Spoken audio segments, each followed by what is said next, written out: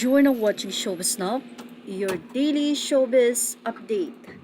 Marami pa nga rin ang in denial sa pagpanaw ni Mike Enriquez or ang batikang news anchor ng GMA 7, kung saan napapanood nga siya sa 24 oras. Hindi pa raw kasi ito ina-update ng 24 oras. Pero makikita nga sa Instagram post or sa social media account ni Arnold Clavio na nagdadalamhati ito dahil nagkaroon nga ito ng post na black lamang ang nakalagay.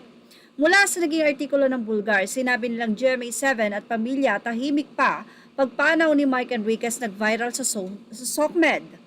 Naglutang nga sa social media ang viral ngayong Martes ang balitang pumanaw na ang veteranong TV host, radio broadcaster at news anchor ng 24 oras na si Mike Enriquez sa edad na 72. Ilang Facebook page na ang naglabas ng malungkot na balita. Bagamat hanggang ngayon, habang isinusulat nga daw ang artikulo ng Bulgar at habang ina-update din natin ito sa Showbiz Snap, ay wala pa namang kumpirmasyon mula mismo sa pamilya ni Enriquez na siya ay pumanaw na. Maliban nga sa naging post ni Igan na ito ay nagdadalamhati dahil sa black post nito.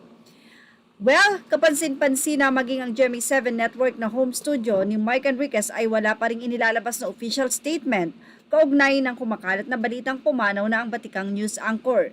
Sa Instagram account ng isa sa malalapit na kaibigan at katrabaho ni Mike sa GMA 7 na si Arnold Clavio, makikita ang latest post na isang black background na may kandila sa gilid.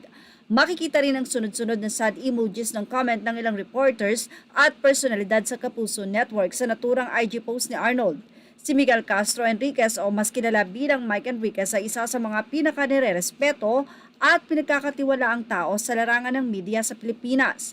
Matatanda ang nag-file ng medical leave si Mike noong December 2021 upang sumailalim sa kidney transplant procedure. Matapos ang successful operation, 3 buwan siyang nag-isolate para maiwan ang mga infection at complications or maiwasan. Noong March 2022 ay muli siyang bumalik sa kanyang mga news programs, pero pagkalipas nga ng ilang buwan ay napansin ang muli niyang pagkawala sa programa. Habang isinusulat nga ang balitang ito ay naghihintay pa rin ang Bulgar ng official statement mula sa pamilya ni Mike Enriquez sa detalye na papabalitang pumanaw na nga ito.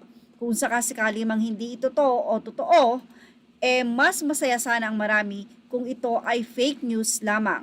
Well, abangan natin ang full update kahit na nga marami na ang tila nagkumpirma katulad na nga ng naging post ni Arnold Clavio. Mamimiss natin ang madalas na sinasabi niyang, "Excuse me po." Well, yan po ang ating Showbiz Snap update. Images are all credit to the rightful owners and thank you for watching Showbiz Snap.